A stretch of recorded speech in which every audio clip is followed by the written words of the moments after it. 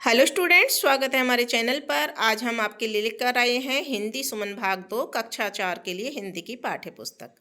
कक्षा 4 के स्टूडेंट्स इसे ध्यान से देखेंगे। इसमें हमने बहुत सारे चैप्टर कर लिए हैं। आज हम अध्याय 7 बोलने वाली मान लेकर आए हैं। चैप्टर का नाम है बोलने वाली मान। इससे पहले हमने मेरी जैसलमेर यात्रा जो कि अध्याय 6 था, यहाँ तक के सारे ही पाठों की प्रश्नोत्तर गतिविधियाँ आकलन फर्स्ट अपने चैनल पर हमने डाल दिए हैं। अगर आपने नहीं देखे हैं तो हमारे चैनल को सब्सक्राइब करें और चैनल पर या प्लेलिस्ट में जा कर के आप देख सकते हैं। तो आज हम शुरू करने जा रहे हैं बोलने वाली मांद अध्याय नंबर 7। सबसे पहले हम पाठ का वाचन करेंगे। एक जंगल में खर नखर नाम का एक शेर रहता था। एक दिन उसे बहुत तेज भूख लगी। वह शिकार की तलाश में पूरे जंगल में घूमता रहा, पर एक चूहा तक हाथ नहीं लगा। इस तलाश में ही शाम हो गई। अंधेरा हो रहा था। इसी समय उसे एक मांद दिखाई दी। रात काटने के लिए वह उसी में घुस गया। उस मांद में घुसकर उसने सोचा, इसमें कोई न कोई जानवर तो रहता ही होगा। जब वह आराम करने के लिए इसमें घुसेगा, मैं उसे दबोच लूँगा। यह सोचकर वह उस मांद में एक और दुबक कर बैठ गया। उस मांद में ददीपुच्छ नाम का एक सियार रहा करता था। वह मांद की ओर आ रहा था मतलब मांद के द्वार पर आकर उसने देखा तो उसे शेर के पाँवों के निशान दिखाई दिए। निशान मांद की ओर जाने के तो थे, पर लौटने के नहीं थे। उसने सोचा, हे भगवान, आज तो मेरी जान पर ही आ बनी। इसके भीतर जरूर कोई शेर घुसा बैठा है। उसे समझ में नहीं आ रहा था कि वह क्या करे, जिससे पक्का पता चल जाए कि शेर इस समय भी उसके भीतर ही है या बाहर निकल गया है। सोचने से क्या नहीं हो सकता। सोचते सोचते उसे एक उपाय सूझ ही गया। मांद के दरवाजे पर जाकर उसने आवाज़ दी, हे मेरी मांद, हे मेरी मांद। आवाज़ देकर वह चुप हो गया। कुछ देर बाद उसने कहा, अरे तुझे क्या हो गया है? आज बोलती क्यों नहीं? पहले तो जब मैं आवाज़ लगाता था तू झट बोल पड़ती थी। क्या तू यह भूल गई कि मैंने तुझसे कहा था कि जब भी बाहर से आऊँगा तो मैं आवाज़ दूंगा और उसके बाद ही मैं मांद के भीतर आऊँगा। यदि तुमने इस बार भी जवाब नहीं दिया तो मैं तुम्हें छोड़कर किसी दूसरी मांद में चला जाऊँगा। अब शेर को विश्वास हो गया कि सियार के आवाज़ लगाने पर यह मांद सचमुच में जवाब दिया करती है। उसने सोचा, आज मैं आ गया हूँ, इसलिए डर के मारे इसका मुंह से आवाज़ नहीं निकल रही है। यह तो मानी हुई बात है कि डर जाने पर हाथ पांव को काट मार जाता है, मुंह से आवाज़ तक नहीं फूटती और शरीर थरथराने लगता है। इस कहानी के बारे में यहाँ कुछ चित्र भी दिए हुए हैं, ऊपर भी और यहाँ भी, तो आप देख सकते हैं इनको। आगे पढ़ते हैं कहानी को। शेर ने सोचा, यह मान नहीं बोलती है तो कोई बात नहीं, इसकी जगह मैं ही जवाब दे देता हूँ। यदि चुप रहा तो हाथ आया शिकार भी गया। यह सोचकर शेर ने उसके जवाब में आवाज़ लगा दी। उसकी आवाज़ से वह गुफा तो गूंज ही उठी। आसपास के जानवर भी चौकन्ने हो गए। सियार यहाँ वहाँ से यह कहते हुए चंपत हो गया कि इस वन में रहते हुए मैं बूढ़ा हो गया, पर आज तक कभी किसी मांद को बोलते हुए नहीं सुना था। यह कहानी पंचतंत्र में से ली गई है। पंचतंत्र की कहानियाँ आपने बच्चों पढ़ी होंगी, बहुत ही अच्छी अच्छी कहानियाँ हैं। तो ये मांद बोलने वाली मांद की एक कहानी थी जिसको आपने पढ़ा। कहानी पढ़ने में आपको बहुत मज़ा आया होगा कि शेर और सियार की कहानी कैसी थी, कैसे शेर ने अपना जो शिकार है पाने के लिए उपाय किया, लेकिन सियार की बुद्धिमानी से वह मरने से बच गया। अब शुरू होता है अभ्यास कार्य। आओ बात करें, इस कहानी से आपको क्या शिक्षा मिलती है?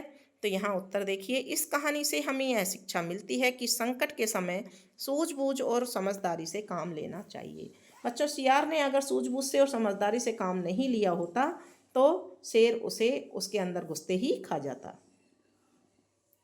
दूसरा प्रश्न है, यदि आप सियार की जगह होते तो उत्तर मैंने लिखा है, यदि मैं सियार की जगह होता तो मैं भी शेर से सीधा सामना करने की बजाय अपनी बुद्धि का प्रयोग करता और बच निकलता। प्रश्न नंबर 3 है, शेर ने सियार की बातों पर विश्वास नहीं किया होता तो क्या होता? उत्तर, यदि शेर ने सियार की बातों पर विश्वास नहीं किया होता तो वह सियार को खा जाता। नंबर 4, कहानी का सबसे रोचक हिस्सा आपको कौन सा लगा और क्यों? तो मैंने उत्तर लिखा है, जब सियार ने गुफा को आवाज़ दी और शेर डर गया यह हिस्सा सबसे रोचक लगा क्योंकि इसमें चालाकी और हास्य दोनों ही हैं। सोचो और लिखो। प्रश्नों के नीचे दिए गए विकल्पों में से सही उत्तर चुनिए। गुफा में रहने वाले सियार का क्या नाम था? तो हम सबने कहानी में पढ़ा है, सियार का नाम था ददीपुच। अरे तुझे क्या हो गया है, आज बोलती क्यों नहीं? सियार ने यह कथन किससे कहा? तो उसने गुफा से यह कथन कहा था। यहाँ स उत्तर सही होगा, स हम यहाँ पर लिख देंगे।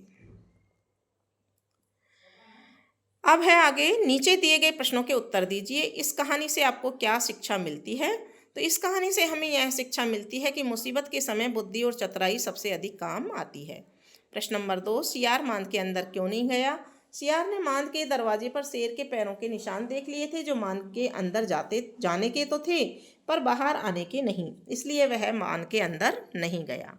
अब है भाषा की बात।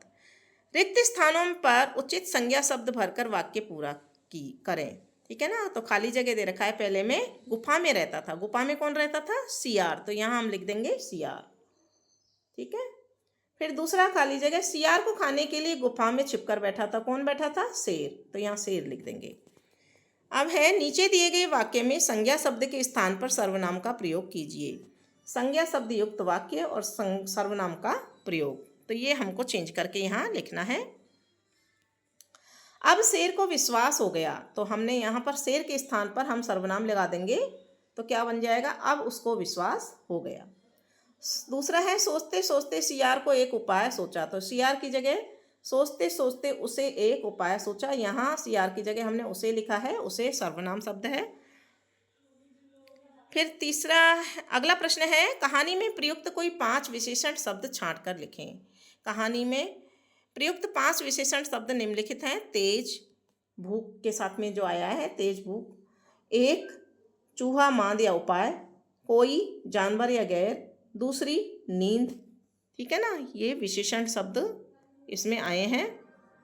बूढ़ा हो गया, है ना?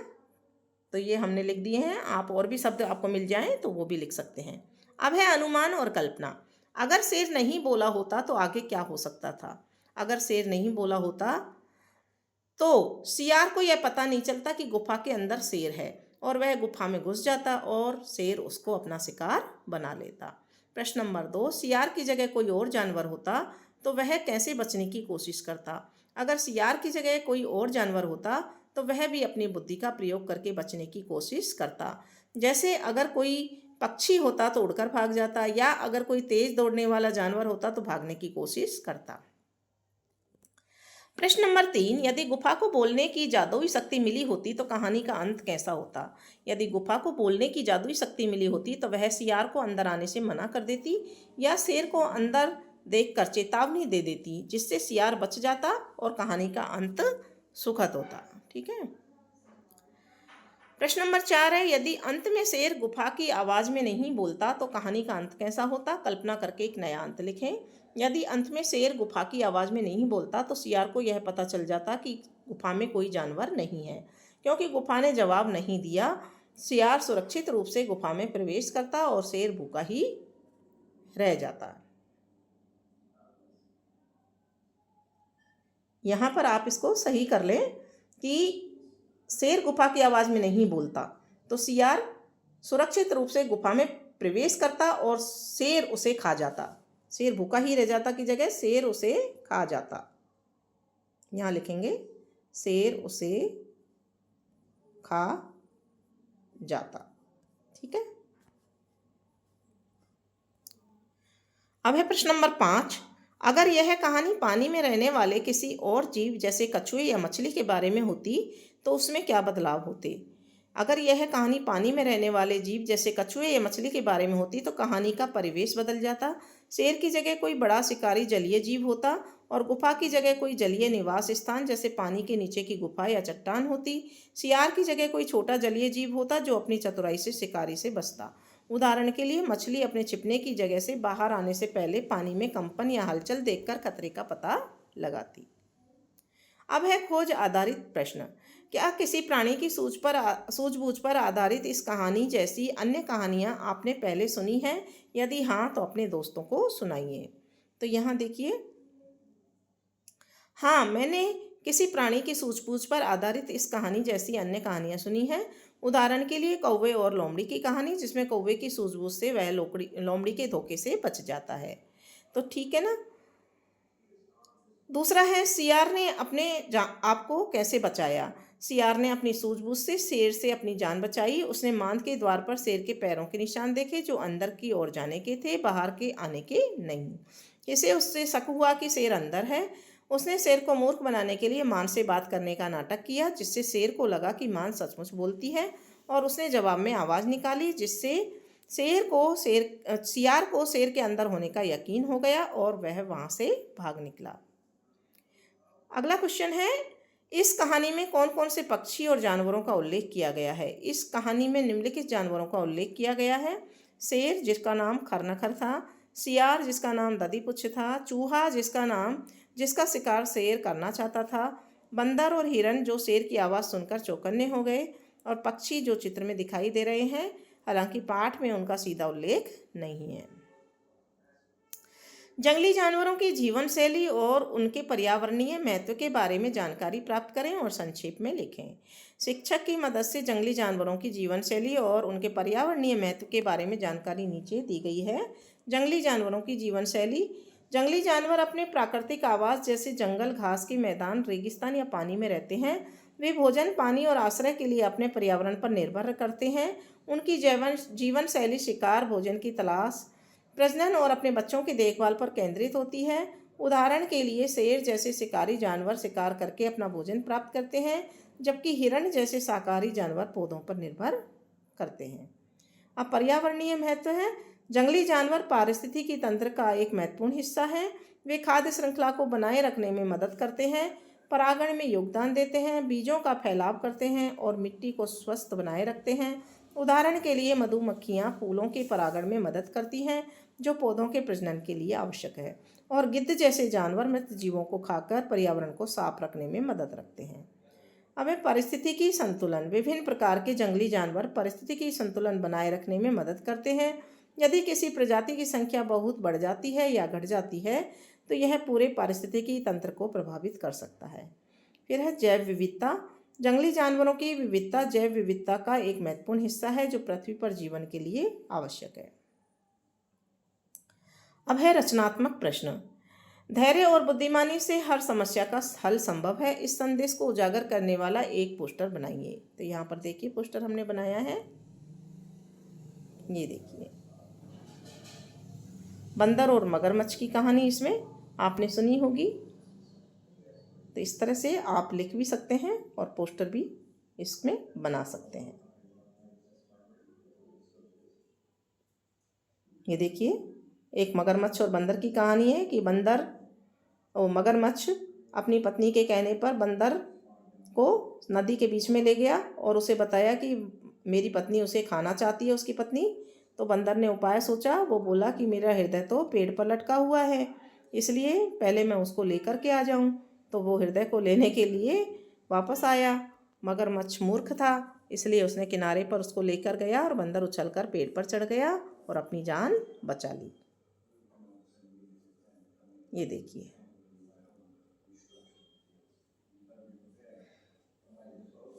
ये बहुत सारे पोस्टर ऊपर जो दिए हुए हैं सभी के हैं। प्रश्नों को एक बार पढ़ लीजिए सभी को। एक पोस्टर तो पहला हमने पढ़ ही लिया। दूसरा है पर्यावरण संतुलन के लिए सभी जीव आवश्यक हैं, इस विषय पर एक आकर्षक पोस्टर तैयार करें। और तीसरा है शेर और सियार के संवाद पर आधारित एक हास्य पोस्टर बनाएं, जिसमें उनका वार्तालाप मज़ेदार ढंग से प्रस्तुत किया गया हो। तो पहला पोस्टर ये है।